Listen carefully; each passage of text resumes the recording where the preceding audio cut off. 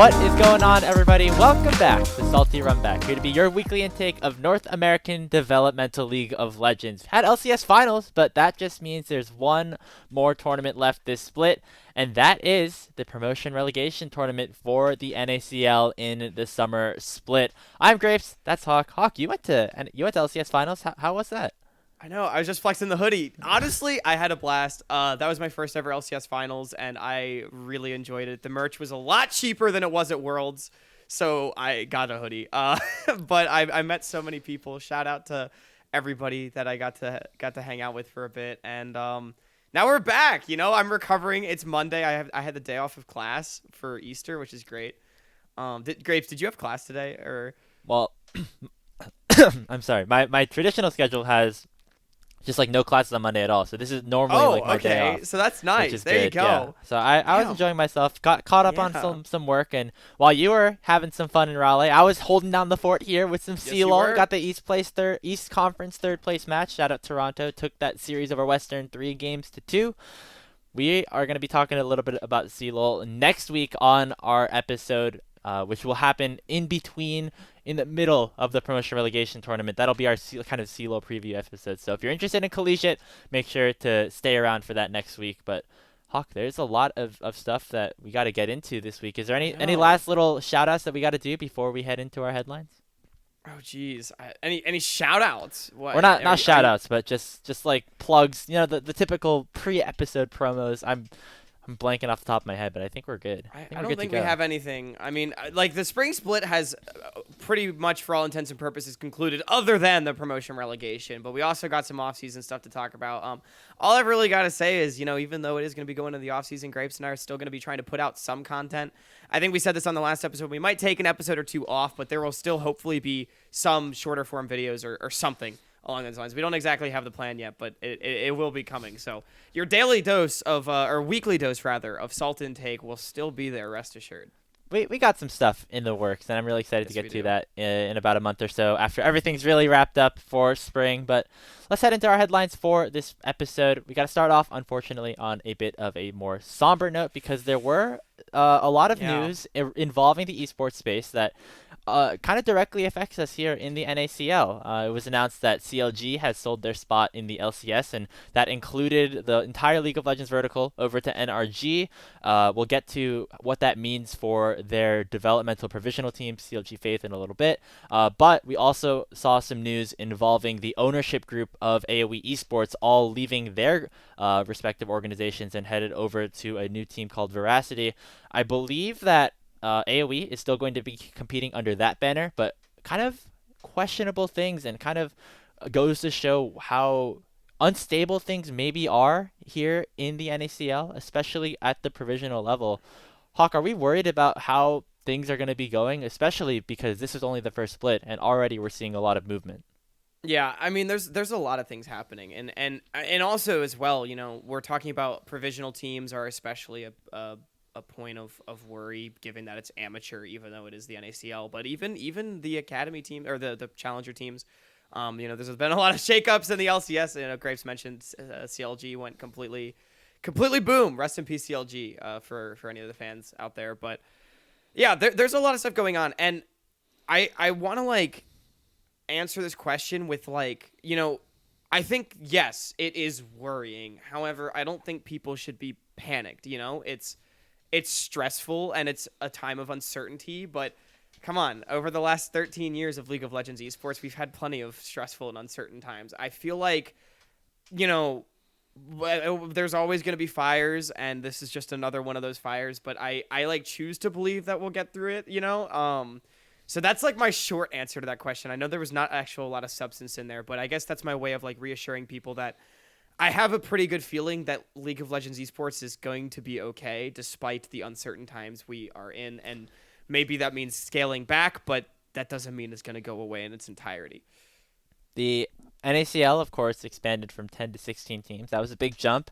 And going into the split, something that I was really excited about was the fact that we were going to get some teams mixed into the typical challengers rosters, you know, your AoEs, your Cincinnati Fears, and just like have the opportunity to have those organizations kind of go up against the teams that were in academy, and it allowed for a little bit more blending, and also the opportunity for uh, these independent organizations to come up and just like maybe be a part of League of Legends esports without having that LCS franchise spot. But clearly, that has not necessarily been the most appealing fact, like the Yeah. most appealing thing. I mean, you can obviously talk about um, the AOE leadership coming apart a little bit, which is again kind of an unfortunate circumstance. I'm very interested to see what happens with that team moving forward. But I think something that some people don't realize is that these provisional teams are treated very differently than the challengers rosters. This was something that we alluded to after Fear kind of performed really well and then put out a bunch of sad twitlongers. But overall, like you're not considered on the same level in terms of like the status that your organization has and also like the contracts and things. The players on these provisional teams aren't in the GCD. If you go and look at the official website, like on Leaguepedia, like none of them are registered there. Their salaries are lower, and I think that gives less power to the organizations that are within the league as well, because those spots belong not to the organization but to the players. And so there's not a lot of incentive for these organizations to come in and like wildcard, for instance, and um, like put your name in, because I mean, compared to the LCS, it's just not. It's not the level of like um, publicity that you get is nowhere near the amount that you get with the LCS, and we even talk about the LCS as being an industry where people may be trying to get out of as well. Yeah, definitely. And that's the biggest one, I think. Is that the players do own the spot. And it makes a lot of sense in a lot of ways, right? Giving the spot to the players so that they're protected from orgs pulling the rug out from under them. But it also does mean that they're sort of locked into play and the org doesn't actually owe them much allegiance, if that makes sense. Which, like, again, it has some pros, but also some cons. And it just... It's an off season like this where I think we're reminded, like as a community, that anything below like the professional level and like the 10 franchised organizations has always been tumultuous. And even though we've got a new system in place with the Challenger Series to try to add more support, I guess, to it, it's still tumultuous. And amateur League of Legends, try not to be cringe, challenge impossible, right? Like sometimes it just happens, and like we're talking about the orgs. Like we have no indication to believe, at least as of now, that like Wildcard's gonna pull out from this roster of 5 players and leave them paycheckless. But like the fact of the matter is that like there is like those questions about like how the orgs play into all this, and like again, like if to answer this question, are we concerned? Like, yeah, I think it's totally valid to be concerned. And that's not to say it's going to happen, but like, I think it's an important conversation to have with this new system if the scene is going to be sustainable. Yeah, a large reason why like independent orgs in the past were able to make really big names was because of the promotion into the LCS. Of course, Yeah. we've seen teams like C9 and FlyQuest kind of grab rosters that were promoting in and then like kind of take over. We also saw teams like United and the like, but because of the way that the league is now structured with franchising, it becomes a little bit different. And I hope that something changes. I don't know what exactly those solutions would be, because obviously, I mean, money is always a problem, but and something that has to be addressed. But we might see a situation where there are teams promoting in, like Tony Top, which we were discussing a little bit earlier, that they currently don't have a sponsor, and who knows if they'll have one playing in the NACL without one. And also, Yeah. CLG, as we alluded to a little bit earlier, their roster is now competing under the name The Last Dance, and I don't think that they have any backing by any team as well. So things get a little bit interesting in terms of like what the space looks like, and I think we all want as Yeah. good of an infrastructure as we possibly can have, And and it doesn't know. I don't know if we're on I don't know if we're on that path right now with the way things are going. and like it's always hard because I mean, first of all, these players that are playing in the NACL, especially on provisional teams and playing in the qualifiers to try to make it, like having that drive, the competitive drive to be willing to put in the time and the effort that it takes to play at that level and really improve and compete is incredible. And also, like, these are people our age, grapes, right? Like trying to live out their dreams. A lot of them are younger than us, which is crazy because Yeah. I'm 22. I'm 22. Grapes is 21, and a lot of them are younger than us. They're trying to like live out their dreams of being a pro player, right? And so it is like there is this always been this underbelly of like league esports of like beneath. I don't know if decadence is the right word, but I'll just use it like the decadence of professional esports. There is this like struggling amateur scene, and so we hope that the NACL stays sustainable. And I think the main reason we're having this conversation is not to say that things are doomed or anything like that, because they're not. I don't think they are. I said that already. But that like it's important to draw attention to these issues and to have people that want to improve the space. And Grapes and I, with the platform that we have, the least we can do, I guess, is draw attention to it and try to have the conversation. We hope that things improve. Of course, there's always like the between splits or after every split, some news comes out and people think right? that like everything's gonna go to shit. But yeah, so far we're still here. We still have the NACL for now, and we're looking forward to continue to have discussions about it. And I know that we were kind of on a negative note, but we can move on to our next topic here, yes. Which is a big one as well. Another big piece of news. It was announced that Bjergsen, one of the NA greats, has left 100 Thieves and has kind of left LoL Esports as a whole. Well, first of all, I personally just want to say like thank you to Bjergsen. I mean, he's one of the players that like really got me into League. I was a TSM fan for like the first like 5 or 6 years that I was a this guy started watching man. League of Legends. This guy, hey. TSM fan. I was, and it's because it was a lot because of players like Bjergsen, and it'll be really weird to have him just completely out of the space. Yeah.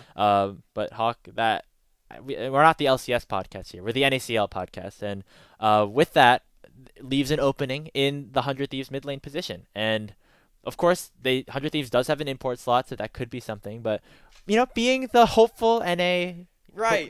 Imports do not exist. That we are. Only NACL, only NA talent here in the Salt broadcast, right? Yeah. So my question to you is which NACL mid laner is here to replace Bjergsen on 100 Thieves? Yeah, and so they do have a challengers mid laner, as one might expect, named Pretty. I think Pretty's good. I think Pretty's pretty good. Yeah. That's a good one. Yeah. Look at that. Great minds. I don't think it's Pretty, though. I think there are some very good NACL mids. There's maybe a whole roster we could talk about later that has been put up for sale. But, I mean, I feel like if there's one incredibly deserving player, it is Insanity, the mid laner of Dignitas. I think if we're talking purely NA talent, right? Like, Insanity played in the LCS for a little bit a couple years ago, and honestly I think looked okay on a really shit team, and what I just don't think he was given like the best shake of the LCS. I think it's fair to say maybe he needed more time, but he's had more time, and I think throughout the split he was probably the best best and most consistent performing mid laner that wasn't playing for Cloud9 and winning an LCS championship. So the best mid laner that played the whole split. Yeah, exactly. So, and I mean, maybe that leads into like the other answer. It's probably Diplex, but I just would really love to see Insanity get another shot in the LCS Grapes. That would be interesting. I think also you have to take into consideration for 100 Thieves that they have 2 rookies coming in as well, like just coming in for 2023 with Tenacity and Busio, and they had their growing pains. And of course, this is a roster that was designed to win with having a player like Doublelift and having somebody like Closer on that roster. Somebody like having Insanity there would make a lot of sense, because if you just want to plug and play, I think he's a great fit because of the experience that he's had, and I think he's been able to play a lot of different styles as we've seen in these past couple of years. And just to chime in one more on why I think Insanity would be good. Not only do I think has he been the consistently best mid laner throughout the entire NACL split, but he also I feel like could be the carry that maybe 100 Thieves has lacked at times this year.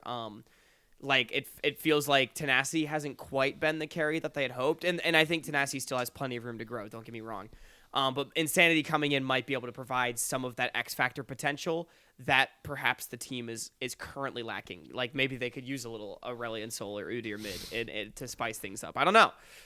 Yeah, another mid that obviously we have to bring up is Diplex from Cloud9 Challengers, the one who beat Insanity in the NACL finals.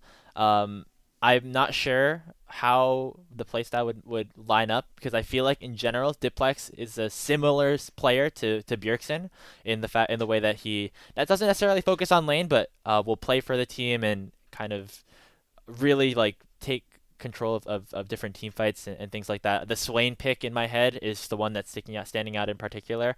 That's something that's very different than MNS, and that's why MNS ended up getting promoted, and that maybe is what pushed C9 over the top.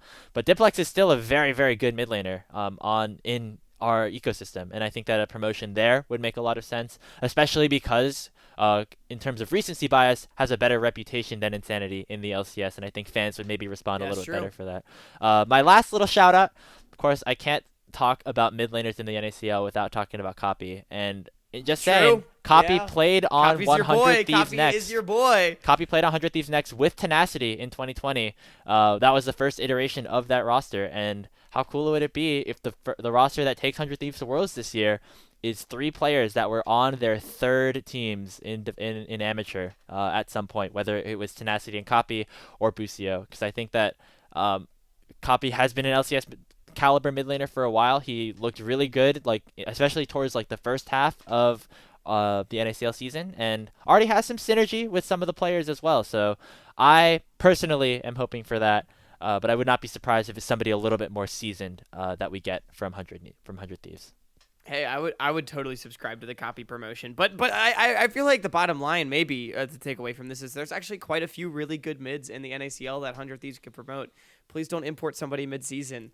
I think they got a great opportunity here. They have a spot, so I wouldn't be surprised if we see just like a veteran come in that would just like really hold down the fort. I mean, yeah, they do have like a win now roster, I guess. We're biased, come on. to be fair. We're biased. Come on, like let's get salty in the NACL, man, or in the LCS. Speaking of the NACL, we got to talk about the upcoming promotion relegation tournament and the roster that ended up having a little bit of instability, which was CLG. Of course, while NRG acquired the League of Legends vertical, they did not pick up the CLG Faith roster, and they are now an independent team competing in this tournament, going under the name The Last Dance, because I guess it's kind of like their last shot of making it in. But the roster is not entirely the same. It is Bijani, NXI, Airren, and Sketch. But instead of Town in the mid lane, it is Messages from Native Gaming, friend of the show, by the way. Hawk, do we think that this roster move will have any effect or any impact on the way that this team plays and also just their chances of making it back into the NACL next week? I just hate the way this question's worded because, I mean, look, y'all know I've been a day one Messages fan. He's like, that guy's the GOAT in training. You know what I mean? Maybe he could replace Bjergsen one day, but like, no. The answer is no. I don't think he can save them. I think Messages is going to be great, and I really hope he shows up and he plays his heart out and gets some team's attention. Maybe when Insanity / Diplex / Copy gets promoted, CLG, NRG / Dignitas / Cloud9 would take note of Messages, right, and pick him up. But as of now, like I don't think he's I don't think he'll save them. I think the roster just is going to be dysfunctional for other reasons that aren't related to him coming in. I just feel like this one never really got off the ground, Grapes.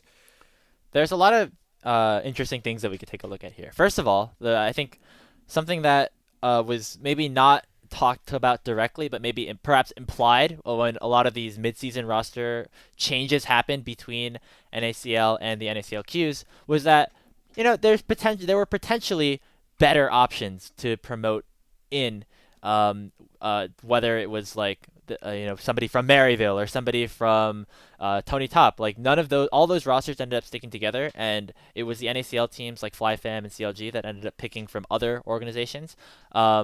But now, because I think the reason for that was because these rosters thought that they could just promote in instead of trying to get one of their players a slight chance on a team that's not necessarily going the best right now. But I think Messages actually made a really good decision here because Native already didn't make it. This is kind of just like a free shot because if you don't do well, hey, I was just like the sub that came in. Like the team was not going to do well like without me or with me, and I think that a lot of people would not really take that performance into consideration. But if you do well, then that might either boost your stock a little bit or get you into the NACL Right. as a whole. And I think that we have to also take you have to also look at this from the lens about CLG. They were the 1-31 team, of course, but they did actually look a little bit better towards the end of the split. You remember that they actually won game one against Wildcard, and a lot of that coming from NXI specifically in the jungle. And so they were steadily improving, and I know that that was GM Myra's like philosophy behind the whole team, which was maybe not necessarily about results, but just performing and improving as a team. And I don't know, Hawk, something about like the vindication for wanting, justice for these players. Of course, they ended up in a pretty bad situation, and also having messages here as this like new player. Not that I would think that, not that I say that like Town is like bad or anything, but I think he had a rough time adjusting into the NACL, and I think messages looked better than him as a whole throughout the split. Even though I still think Town has some promise, I'm buying a little bit of Last Dance stock. Not a lot, but a little bit more than I had before. And I think it might just be because I'm rooting for them now that they're in kind of this different situation. But I'm excited to see how this roster ends up shaping up. I mean, look, I definitely think it'd be better, and I think there is a world, and I do agree. I think that CLG Faith / The Last Dance did get better over the course of the split. So I get maybe I shouldn't be completely doomed, and I want to fully agree with your point. I think this is like a great decision by Messages. I think he absolutely should have stepped in and taken the free shot, like you said. So all on board with that. For me, it's just that like I don't know, like this roster just for whatever reason has not been able to win games even when they've improved, and also they're staring down a Maryville in the first round that has looked like the top team in collegiate. They are the top team in NACLQ. Like they are looking really, really good, and so I feel like it's going to be a challenge for the Last Dance to overcome them. I think top lane is definitely where you have to look for Last Dance. I think Bajani has had a bit of a rough split, had some good games here and there, but you look at Niles and Tony Top specifically, like that's a scary pairing to Yeah. look to stare down in terms of a group of players that you would have to take down in order to make your way through And and back also, into the split. like you got to pass the Alorum test too, potentially, True. right? Like there's that. We talked about that a lot on the last episode. So I mean, it's just like the work cut out for this Last Dance team. They've probably been scrimming for like a week or two now. By the time the promotion relegation starts, they'll have had a little bit of time together. Maybe it comes together and maybe it goes really well. I still think they've got some great players on their team, so I don't want to write them off. It's just it feels like a very daunting task. Well, we'll see. Of course, best of luck to them. But let's get into this promotion relegation tournament a little bit more, and specifically the matchups that we will be seeing in the first round. The way that this tournament is structured is it's double elimination. To qualify in, you need to win a best of 3 and a best of 5. If you lose 2 series, you're out. So the way that ends up working is the first round is best of 3, and it will be the seeding. What kind of goes NACL first and then qualifier second. So the matchups we're looking at are Maryville versus Last Dance. We're looking at FlyFam versus TikTok Tony Top, or now Team Tony Top, or whatever they end up deciding to rebrand to. Team Fish Taco versus TL First, and AoE versus Supernova. Hawk, these are the 4 matchups that we're looking at. Which one is the most exciting to you? So the both of the middle ones, I think both could be really exciting. Being Team Liquid First against Team Fish Taco, as well as Tea Time Tony Top. Tea Time Tony Top. Yeah, that was I forgot about the really that. terrible thing I said. Yeah, the incredibly unfunny name. They're playing up against FlyFam, and I think that's the one I'm going to go for as well. FlyFam towards the end of the split started to look a lot better than they did early on, and honestly has me pretty excited about them heading into summer. And I think they're going to be very good. But also this Tony Top team, look, they feel inconsistent at times. But this Tony Top team is, I still think, one of the more exciting teams in the promotion relegation, just in the fact that I think when things come together for them, their ceiling could be really high. So I'm sort of expecting an explosive series and, by extension, possibly a competitive one. I don't know if I guess you weren't here for this conversation, but I got to sit down with Levitate and Snow too, and we had Yes, you them did. talk about some of the different players and teams that they could potentially be facing up against. And I think a direct quote from Levitate was, Tony Top will run Lunacia if we play against FlyFam. So that's a spicy one. Lunacia has looked very good. Words. Had a Especially lot of because, solo kills. Lunacia was like actually had a great split, I think, compared to expectations. Did you know that Tony Top is like 2K LP and like 300 LP above rank 2 right now on the ladder? He's like dominating solo Well, queue I right now. saw. I think it was Tony Top that hit 2K LP first on the server. I think I Yeah. saw that tweet. He's at like 2K, and then rank 2 is at like 1700. There's a big Okay, there's a big gap. That's there. actually that's My fucking man is crazy. my man Wait, is I'm gonna look at the gapping NA solo rank queue right ladder now. Right now. Yeah. I think that's the obvious choice. I'm really excited to see how that matchup goes because I think both teams play similarly in that their top sides of the Holy map fuck. are Yeah, okay. very, very strong. Sorry, I need to So I'm interject excited here. about Tony Top is still 250 LP ahead of Copy, like right now. 60% win rate in Challenger. That is kind of filthy. All right, go ahead, Graves. Sorry, that is No. wild. Valid. I think that both teams like playing. We're very top side focused, and I think that seeing that playstyle clash is going to be really interesting. Yeah. I am excited for CLG Last Dance, versus Maryville. Maybe I'm again buying a Ooh. little bit of hopium into that, Okay, but no. a lot of these players have some some revenge that they want against their opponents. Of course, Messages lost to Maryville to have Native knocked out of the contention for the promotion relegation tournament, and Airren played against Maryville just this Saturday in the North Conference Finals with SLU and kind of got shit on. So I think that both of those players want some revenge.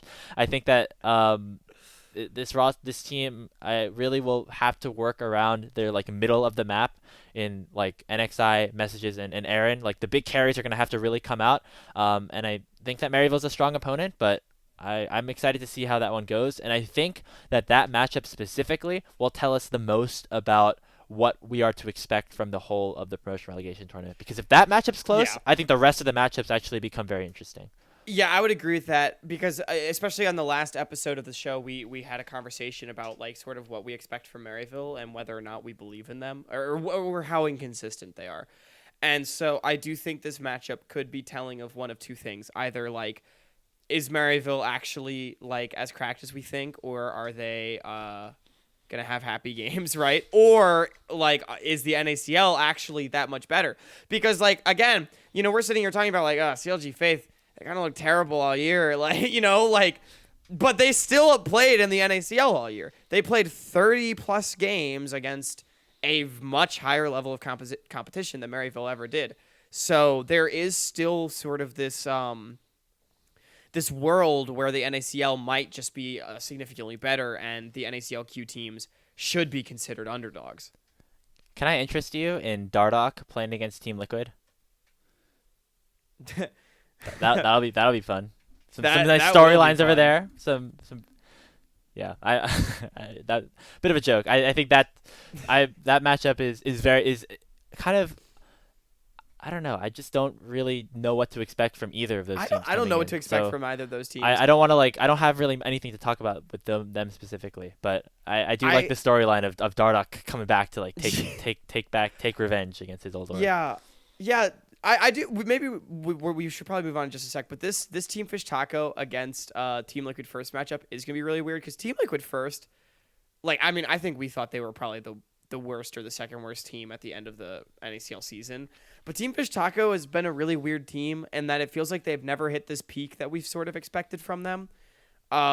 They've consistently been very, very good though. So I think that'll be another one of those series that's really telling. Like if Taco and Maryville just get wiped off the face of the earth by the NACL teams, then we're in for a quick damn. week. Yeah, we're in for a quick week. But if those series are competitive, then it gets into the conversation where a team may or may not get demoted. Sounds good. Let's move on to how the NACL is working across the other end of things with challenger teams. Of course, we'll get some more intel and discussions about the promotion relegation tournament once that gets underway next week. But let's talk about a fun little tweet that C9 owner Jack posted after their team, of course, won the LCS and kind of as well won the NACL. Something along the lines of, any of my players are open for selling. I think that this roster is better than half the LCS teams, and we are willing to give them away for no buyout if it means that they get to participate in the LCS. Do you think that many teams are going to take Jack up on this offer? How many of these C9 players are going to be looking different going to summer? Well, Jack's specific offer was take the entire roster. It'll be better than your team. That is not going to happen because, honestly, probably 50% because of ego. And also, honestly, for as bad as some of the LCS teams have looked, Dig, Immortals, I don't actually know if there's a team that I do think would just I don't think that C9 Challenger would be a playoff team in the LCS guaranteed. You know what I mean? So I don't think that's gonna happen. However, players definitely, I think there are some that could get a shot. Specifically looking at the mid jungle, Tomio and Diplex, I feel like are players that could be brought up to the LCS and look good. Especially, Diplex, was 7-2 in the LCS. Yeah, was playing on a great Cloud9 team, but still was 7-2 in the LCS this past split. And Tomio has been in the academy system for a bit now and has performed exceptionally well. And I think, Grapes, you would agree, especially down the stretch of the split, was one of the X Factor players for Cloud9. We can talk about how the other three players maybe have worn out their welcome in the LCS for a period of time or another, but those are the two that I really feel like, especially if you're bringing in a complete mid jungle to replace your own, could actually really revitalize a team. Tomio is an interesting choice for you because that's one of the newer players out of the team of veterans that exist. I would be very interested to see if an LCS team wants to pick them up as a duo or just individually. I think Diplex certainly is probably going to be on a different team. If Diplex is still in Challengers, I'd be incredibly surprised, to be honest. I want to give a shout out to Lost and Zeyzal as well, because they look like one of the most dominant bot lanes in the league in NACL against some pretty good opponents. Unforgiven was in the league, and I think overall C9 kind of looked like the better bot lane at the end of the day. I would not be surprised if they end up replacing somebody, or whether either as a pairing or both. Because I know that Lost, I think, kind of had a bit of a career resurgence again here in the NACL, where he was playing a lot more aggressive, a lot more confidently, and hopefully you hope if you're an LCS team that maybe that can translate a little bit onto this next level. Because I feel like overall he was doing pretty well in the LCS, at least in 2021, and so I would not be surprised to see another team take a flyer on him. And especially Zeyzal as well, a player that back on Cloud9's 2018 run, I feel like brought a lot to that team. At least as a viewer, not just as a player, but as a leader. Felt like he brought a lot of those intangibles that some teams look like they need. So whether or not Zeyzal's back at World semifinalist caliber performance or not, I do feel like that sort of mentality would never go away. And I do feel like I want to give that shout to Zeyzal because I know he sort of fell out of the league, but he strikes me as a player that could be brought onto a team and at least make them decent because of the qualities he provides. And if you're going to bring Lost with him, great. Because I know Lost had a shot in the LCS and has been not great, but also was never bad, right? So maybe Lost has improved as well. And I think that just goes to show that this Cloud9 roster was stacked top to bottom. Honestly, I don't think Fake God gets promoted. I just think Fake God wasn't necessarily the best top laner in the NACL either. He was good. He's really good. But I could see definitely the mid jungle if you're going for a little bit more X Factor and experience, or if you want to bring up a really nice rock solid bot lane, it could totally be Lost in Zeyzal as well. We're in for a very interesting off-season going into the summer. I think a lot of the teams will be looking different, whether it's because of promotions like C9 or because of new teams, new blood entering the water after the conclusion of this promotion relegation tournament. If you want more kind of analysis and thoughts about our the promotion relegation tournament, we will be actually guesting on the Saltmine podcast. That episode comes out tomorrow, I believe. So if you want to check that one out, you can see us there, get a little bit more in depth within some of the teams and specific matchups. We'll also be here next week for our NACL promotion relegation tournament midweek episode next Wednesday. Yeah. But that's going to do it for our headlines. We are going to go to a part 2 where I believe one of us, don't know who yet, is going to be talking to Airren, the bot laner for Last Dance, to get his thoughts on the upcoming event. I'm joined by a very special guest here for this part two. I got Airren, the bot laner, not of CLG Faith anymore, but The Last Dance, as the name has kind of changed around over the last couple of weeks. Airren, how are you doing? I'm doing good. I'm doing good. Now, before we get into some of the talk about League of Legends and what this podcast is supposed to be, I gotta of course talk to you about another little aspect of your life that I know that you're pretty heavily invested in. Your Pelicans are playing tomorrow in the play-in against Yeah. OKC. How are you feeling Uh, about that? I mean, we should beat OKC. Like, hopefully we can beat OKC. But at this point, I mean, like, it doesn't really matter because Zion's not coming back. Like, if Zion was coming back, I'd be a little more hyped about the season. But it's kind of just doomed, I, even if we make it through to the playoffs. I'm But getting very similar vibes to last year. I don't know for this Pelicans team. Like it's gonna yeah, have to be all BI. Carrying you yeah. guys. I'm a Nets. Of course I'm a Nets fan, so I've lost hope on the season a while ago. But Yeah. it'll be fun to watch either way. Honestly, the Nets aren't even that bad. I mean, the trade Yeah, was but not that bad. the trades weren't bad. Kyrie missed the playoffs. That's all I'm gonna say. But True, I'm true, true. yeah. I hope we take a game off of Philly. That's about it. But Airren, you had kind of a very wild back and forth season this year. I mean, you came from CLG Faith in the summer of 2022, and now you're playing with CLG Yeah. Faith again. Do you want to talk me through what the offseason was like for you? Going from tryouts into being signed to a team that was projected to do pretty well in the NACLQs with ambition, and then eventually Mhm. getting that call to promote up into the NACL. So yeah, basically, I mean, at the end of the last season, CLG Faith, we lost in PG to I think Evil Genius Academy. I mean, honestly, it was like a pretty bad year. Like, I was more hyped for it because it was my first like real chance at playing amateur and playing with Trevor. I mean, I still respect Trevor a lot, and obviously he's really good. He made top four this year, but Yeah. I mean, the whole year was kind of troll. I mean, we were playing with Baco for the whole year basically until Rose came. So like when I first heard like knew that I was on the roster, I thought it was just gonna be Rose and like the whole set roster. So I thought it would be a lot better.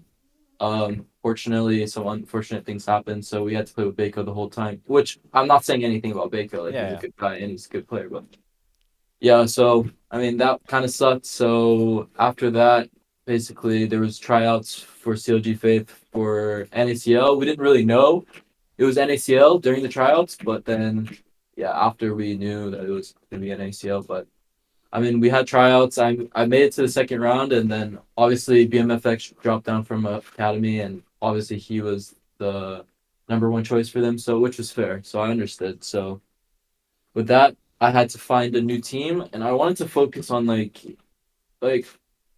I wanted to be really comfortable with who I was playing with. So I decided to play with Pluto again, which I played with at GVU for collegiate, Yeah, which your boy. started basically my boy basically because I felt really comfortable playing with him. I have a problem playing like I really like to play with people I'm comfortable with because it gives me a lot more confidence. I'd say to play with like 100% confidence. So I wanted to play with people I knew. So with that being said, I picked Pluto. I mean, basically, I was talking to the team ambition GM Luis, and basically, I wanted to play with I wanted to build the whole roster around me, basically. Mhm. So, I mean, sarcasm. I knew he was super smart about the game. He's been high rank, like peak rank 3, and he's from the same state as me. So I've met him in person. Like we're close. So I Oh, picked nice. sarcasm, and then Town. I mean, obviously from COG Faith, and Town is also from.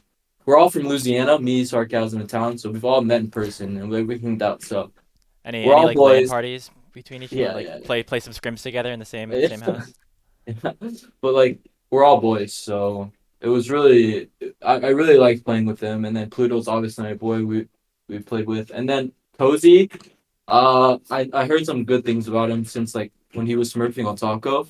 Like Doxa was telling me he's a smurf, and like Town was friends with Cozy, so that's how the roster came. And I mean I was really confident in the roster. I mean, first OQ we went 4-1. I think we could have went 5-0. I think it was possible. But yeah, I mean, I like playing with that roster, and I was ready to play. Like I think we could have made the promotion tournament. So Yeah, I think that was a team that had a lot of high expectations. But were you the one in charge of kind of helping Luis and the rest of TA kind of put that roster together, or is it yeah, kind of like them and then you were the like last piece yeah. after the I mean, tryouts? basically, I was talking to Luis like the whole time after I realized I wasn't gonna get the CLG Fate spot. I knew that. I mean, I talked to Ambition like last split because Luis and I are pretty close. He wanted me to play for them, so I basically told him like if I can make a whole roster, like I can just pick whoever I want, then I'm down to play. So that's how it came, and he trusted me with the roster building process. So I appreciate him for that. Yeah, that's actually really interesting. I didn't realize that that was kind of your doing as well because I mean, I was really excited about that team going into the split and then obviously some things ended up changing and then you got the call from CLG once again. You talked about like playing with like people that you're comfortable with, but going up into like a new environment, a team that's like already kind of struggling down in the dumps and also went through a bunch of roster changes themselves. What was that Mhm. experience like for you subbing in to the NACL? Yeah, I mean, it was kind of weird. I mean, I was like, I knew what I was going into. Like, it wasn't something that I was like surprised. I was going into like well, they were last. I don't know what the record was at the time, but it wasn't the greatest. So, like I said, I like to be comfortable with who I'm playing with. So I had to get adjusted. I mean, the first few weeks were kind of struggled for me. I really didn't feel like I had like a place on the team. I wasn't really that confident in myself to play like to how I wanted. So it was it was like pretty hard to get adjusted, but I feel like nearing the end I was able to get adjusted. I mean, Sketch, he was the ADC main, like Yeah. I can learn a lot from him. So he was able to give me a lot of tips, and I do appreciate the help. And Low Pally as well, our coach, he helped a lot with laning phase, so I appreciate that. Yeah. I know that this is a discussion that some of us like in the space and also here on Salty Runback specifically have talked about, but the decision to move up to the NACL on a team instead of staying on your current team where realistically you have a good shot to promote, was that something that like crossed your mind at all, or is it just getting to the highest level as soon as possible for you? Yeah, I mean, I thought about it. I mean, it was a pretty hard decision. I asked a lot of people about their opinions, but at the end of the day, it was like my main goal was to play in NACL, and I had the chance to play against like these academy players and all these other players, like these good players to learn. So at the end of the day, I was like, if I'm playing on Team Ambition, my goal is to play in NACL anyway. Yeah. So might as well just take this opportunity right now to play against the best and just try to improve as much as possible. Yeah, I mean, I was actually really impressed with the way that you came in, and actually, I feel like you look better on CLG Faith than you did on TA. Just like a lot of like these like proactive, aggressive plays like that I saw out of you was like I was like, wow, I didn't know Airren kind of I knew Airren did that, but like it's cool to see him like at this next stage Yeah. doing something like that. Was that like a mindset that you took in, just like being really aggressive? Because I think I that's something mean, that I had like labeled you as like throughout the year. I mean, yeah, I mean, when you're going on a team like when your record's not the good, your last place, no one expects anything from you, right? I Hmm. mean, I think the best thing you can do is just try to be aggressive as possible and just like you have nothing to lose really. Yeah. So, I mean, you should just try to make these plays and get your team try to in a winning position. So, yeah, that's how I took it. I mean, there's nothing to lose basically. Like no one expects anything of you, so might as well just prove them wrong and show them something. Yeah, I mean the team actually I thought started to look pretty good, especially like towards that last round of the playoffs where you're up against Wildcard. Of course, that's a tough matchup, but you ended up taking a game off of them. But I don't know. Did you feel like that like helped boost some confidence in the team, like going into this like next stage where you guys assumed that there would be like a promotion tournament like for the whole team to get ready? Was that like a big confidence booster, like your ability to take a game off Yeah, of a roster like that? yeah. I think like we definitely needed a win because I mean like you would guess like the vibes were not the greatest when you're never winning. Yeah. I mean I think the vibes were fine, but I mean it does suck when you don't win a game for a very long time. And that was like my first win of NACL. So it felt really good. I mean going in like ending on a loss at least to go into a promotion tournament because yeah, I mean you always want to see a win. So Yeah. yeah. Well, I was actually I had some hopes about CLG and how you guys were gonna end up doing in the promotion tournament. Obviously, things changed a little bit. It was announced, of course, that CLG sold their franchise to NRG. And while they did pick up a lot of the League of Legends vertical, it seems like that was not the case with this roster. Do you want to take me through like your initial reactions and then also like the decisions and the process to transition into this new kind of team in a way? Yeah. I mean, I can tell you like okay, so basically like Yeah, I don't want you to get in trouble. I no, just want no, to no. I think put we're that out fine. I there. don't think it matters anymore. But I mean, like I had no idea it was happening. I don't think any of us did. We were scrimming. Like we were on our first game of the scrim block, and then after the game one, they just told us like there's a super important meeting. We have to meet with Greg Kim. He was the owner or CEO of CLG. So we stopped our scrim. We hopped into the call, and basically they just told us that after on Thursday, you're no longer part of CLG, basically. So it was kind of a surprise to all of us. I mean, we really didn't know what to think. Like, we canceled the scrim block, obviously, but I mean, yeah, I mean, we were all pretty shocked. Right. It was just like pretty unbelievable. And then shortly after, the Travis Gafford thing came out, so everyone knew. But yeah, I mean, we knew only like an hour before that Travis Gafford story came out, so it was all still a surprise. But yeah, I didn't really know what to think after. I think most of us already said that we would still play even if it wasn't the CG. I think some of us had to think about it because obviously it's like not the easiest decision to say straight Right. up like I want to play still. But yeah, basically that's how we were basically let go of COG. But I think 2 days after we everyone had to like think it through. And this is with messages too, because Town decides to quit before the relegation tournament as well. He just wanted to focus on school basically. So I understand for them, but yeah. So Right. we had to get a new mid. So messages, which I really think is a good player. And I really enjoy playing with him. So, Yeah. but yeah.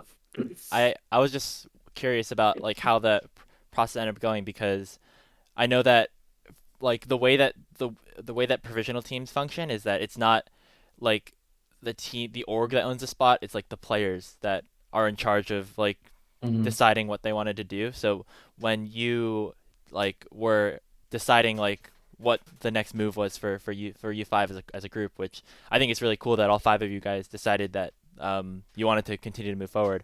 Yeah. Um, like what was that decision? What was that process like in terms of like were you trying to find sponsors or just the Mm. decision to end up just being like an independent organization for this tournament? Yeah, we wanted to look for a sponsor, but I mean, everyone agreed that I think it would be better if we qualified first and then found a sponsor Right. because we didn't think it would be super worth it, or we didn't think we would get much out of getting a sponsor for just the promotion tournament. So that's what we all agreed on. I think Brady or Sketch mainly, he wanted everyone to stay and play together, and I realized, I mean, like, I don't think there's a downside. I think we should just stick it out. It was only one more week after, like one more week of scrims and one more week of matches, so we all agreed that we should just stick together. I mean, scrims before the CLG boom, they were going well. Like they Yeah. were going really well, and I thought we were improving really quickly. I think I was pretty confident going in. It was kind of a minor setback when we heard that we had no branding left, but I mean, I think the main part is that we were playing well as a team, and I think everyone realized that. So yeah, that's why we decided to stay. Now you guys Make last decided to name. go with the name The Last Dance. Yeah, I have to assume that was partially at least your decision to go for yeah, that. But you want to yeah. provide some context for everybody if they're not familiar with why this is the name? Okay, well, Last Dance is it was a documentary, Michael Jordan. I think most people might know that, but yeah, I mean, it is the last dance. I mean, there's no more COG, so it is technically the last dance for COG, basically. Yeah. And I think, I mean, who knows if our roster will stay together? Most likely not. I think we're all talented individuals, but maybe the synergy was never fully there. So the last dance for this roster, I'd say. And yeah, I mean, hopefully it goes well. Yeah, I mean, I was just curious because I mean, when you posted that tweet, you had, of course, that brilliantly edited thing. I think you said Shoshi was the one who helped Sushi, you with yeah. that. Try But sushi. I noted we'll pull it up in post production. But I noticed that you had like the different faces on the different players. Was there any like meaning behind that? Was I so like mean, you had like Rod. obviously, that there is, Grapes. Well, I like let me go through it real quick, and then I want to just make sure that we're kind of on the same page here. Yeah. Um, let's see. So you have a what is that sketch? Is Dennis Rodman? Is that like a is that a dig in any way, or is that like a good thing? Mm, no, it's a good thing. It's a good thing. Dennis Rodman, he was like, he stood up for everyone. He was the Rock, and he'll make the dirty plays. He'll like do the inting, like he'll do the inting, like he'll get in there. He'll be the frontline player. He'll be like when he was Brum, like he'll get hooked as Brum, and he'll kill everyone. Against Wildcard. Yeah. Yeah. So that Dennis Rodman is perfect for sketch streams. And then you of course dropped the ego a little bit, went for Yeah. Scotty instead of MJ. I I mean, mean, you was gotta that just give you? to yeah. I mean, XI obviously he's a very good player. He's played in LCS Academy, but I respect him as a player, so I had to give him the for sure. All right. Well, now kind of on a related note, I want to give you a different little question here. Of course, you're a big basketball fan, as we've alluded to before. But basketball, just like League of Legends, has 5 positions. I want you to label all of your teammates as like if you're on the court Mm, together, I either see. because of like either based on like your basketball skills or based off of like how you guys play on the Rift. Like where Hmm. would each person go? That's a good question. Okay, let me think.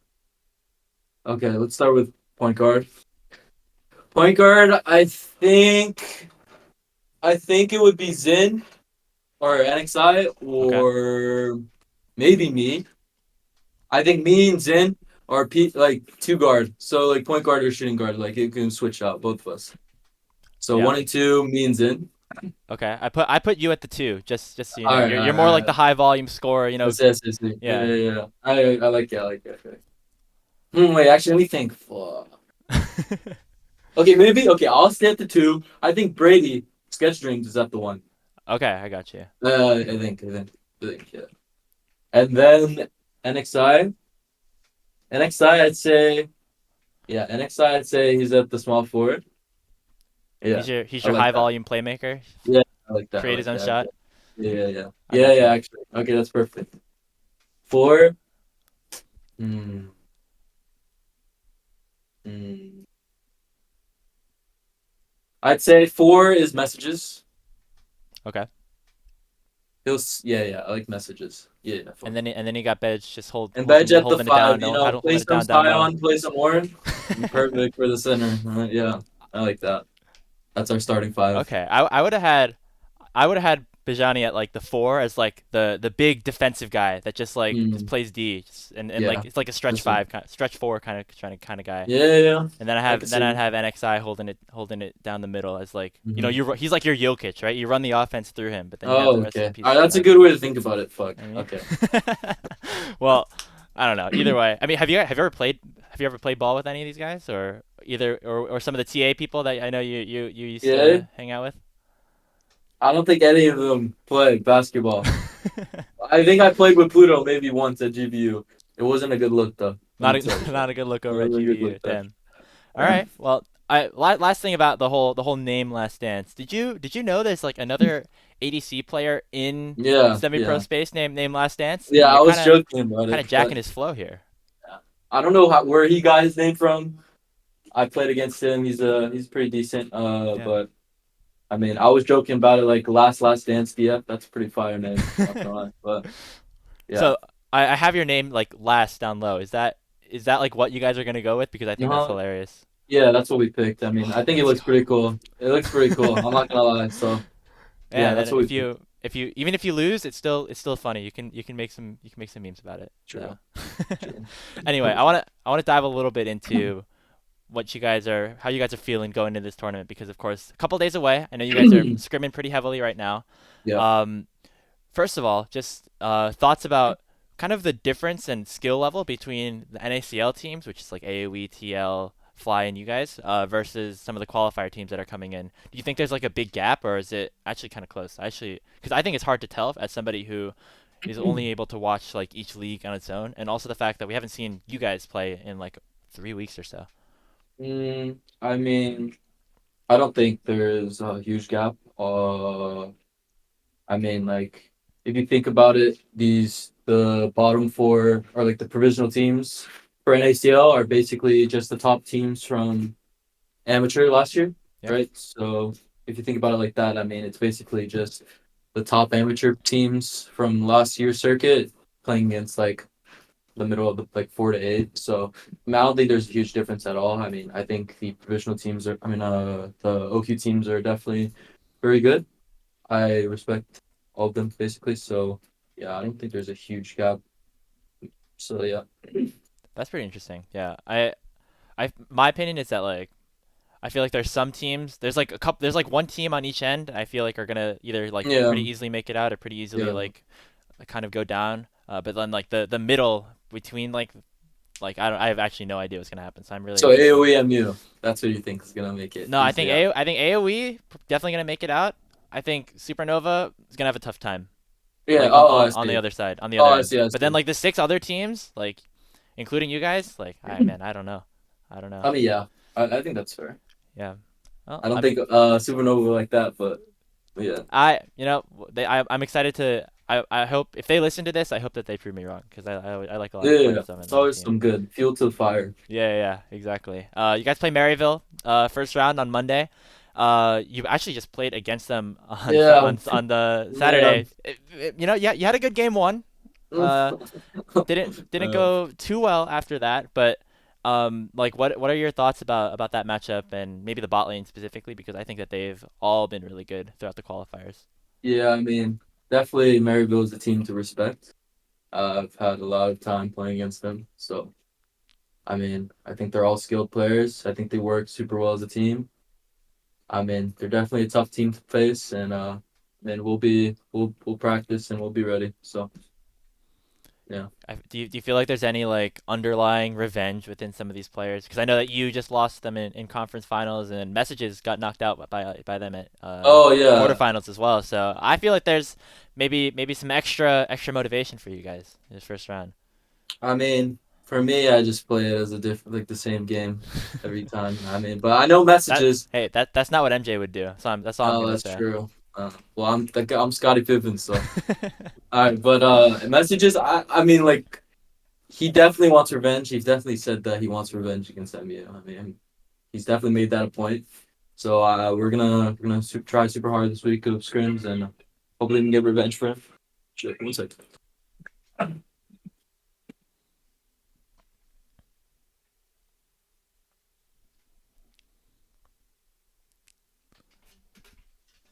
But yeah, I mean, we gotta get some revenge for the boy. Messages. So it's not for you. It's just for Messages. I mean, it'll be good. It'll be. I mean, I'm not gonna lie. It'll feel good to beat them, but yeah, Yeah, that's nothing cool. personal for me.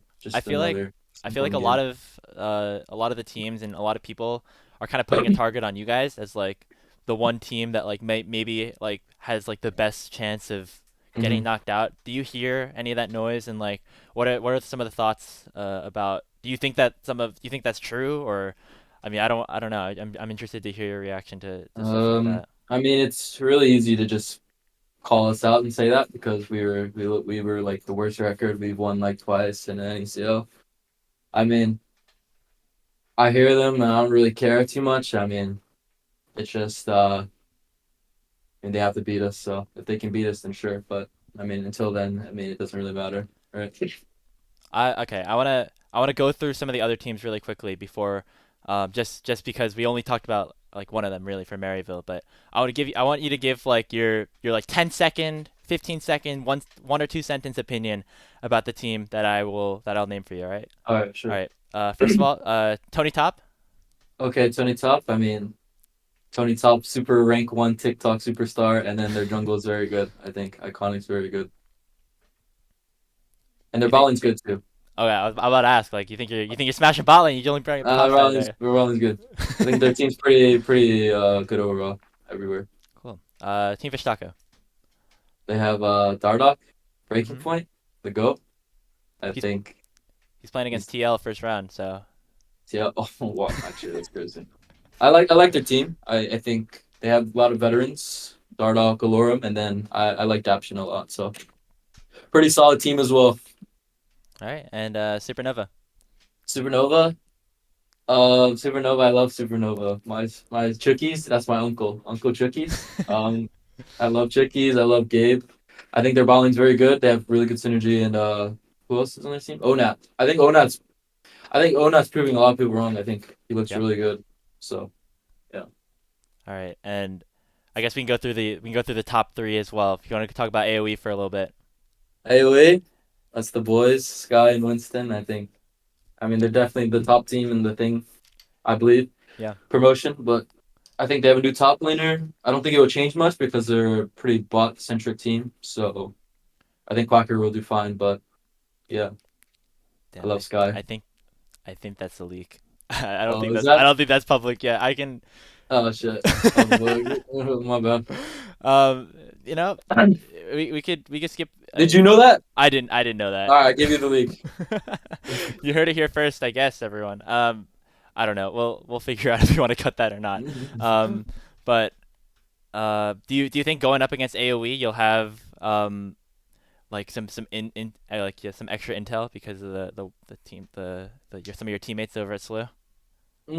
Yeah, I mean, yeah, we've played against them already, but quite a few times on CLG or Last Dance. But yeah, I mean, knowing it definitely helps knowing some of their tendencies, but should be a fun one if Cool. that happens. Yeah, I'm super excited to see because that if you guys both win your first matchup, I think that's the second round, best of five Yeah, to get in to yeah. get back into the NACL. So I think that there's some cool storylines there. But something that you kind of were we were that like I noticed while you were talking about all these players, there's a lot of collegiate people in here, and you obviously are part of CLOL as well, and obviously that's also going on. Like the last couple days of promotion relegation, also the first couple days of CLOL. Thoughts on SLU and how things are going over there? I think we played okay. I mean, we haven't scrimmed. Like, I don't want to use the excuse. Like, we don't scrim at Yeah. all. Because, I mean, for the AoE boys, priority is usually AoE, right? So, and for me, we're scrimming a lot for CLG. Like, we scrimmed quite a bit. So, we don't have the most time to scrim for CLO, but I mean, we're going to start scrimming soon. And hopefully, hopefully we can pull together for top 30. I think we're fine. I think we'll make LA easily. It's just after that we have to practice a lot more, and then we should be good. I think it's really top heavy for Seoul. I think Mm-hmm. the top four teams is basically, or top five. I'd say St. Thomas, Maryville, us, Fisher was Kiel now, Yeah. and then Winthrop. So I think it's top heavy. I think after the five is a pretty decent drop off. So yeah, I mean we just have to prepare for top eight basically. Yeah. Cool. I mean, there's a lot of teams that have like NACL players and um, just like CLO like kind of overlapping with each other. Do you think Yeah. what are your thoughts about the fact that they kind of all take place on the same day now? Has that like been like problematic for you in any way, or just kind of Mm, the balance between that? Because I know a big priority for Riot this year was to have a lot of these things on weekends, but maybe for somebody like you, actually ends up like overloading a lot of stuff.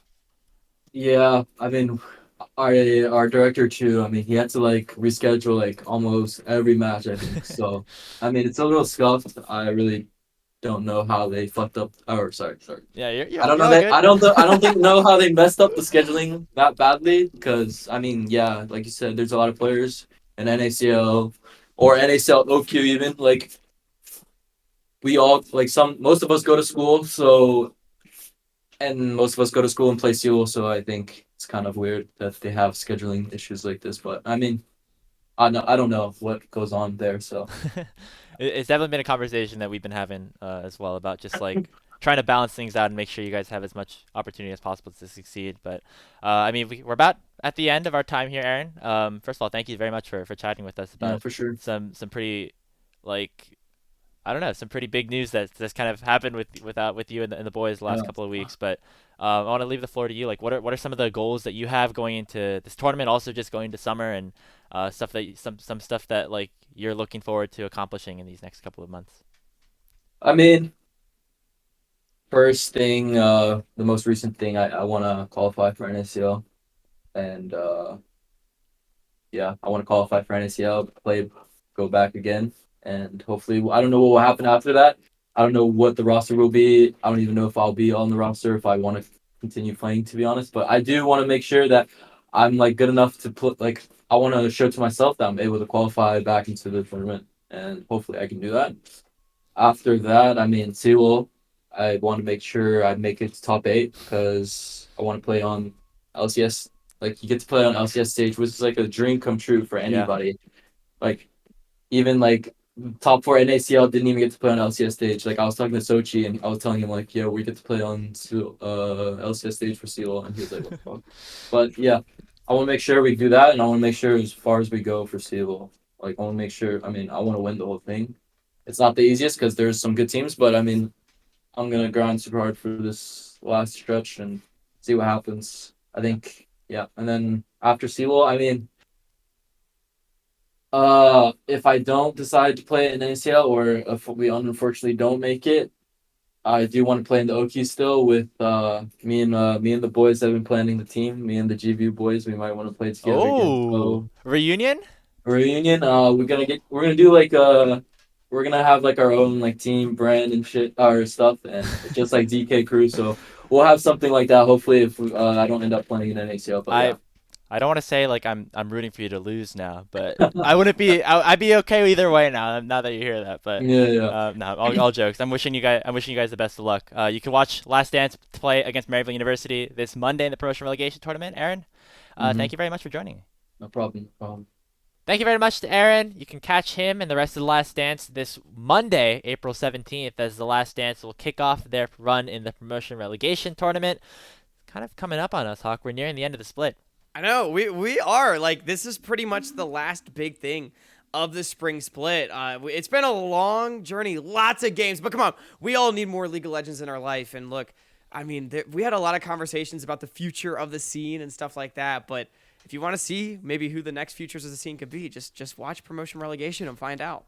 It'll be a fun time. Sure to have a lot of good content about that. We'll be right back here next Wednesday, 3 p.m. Eastern, 12 p.m. Pacific. 3 p.m. Just to, well, we changed the schedule around a little bit to make the releases a little bit more in line with people's schedules. But we're going to be breaking down the first 2 days of the promotion tournament. And we're also going to have our CLO preview as the bracket, the top 32, will be out by then. We'll be able to discuss another part of the NA developmental pipeline. Should be a good time.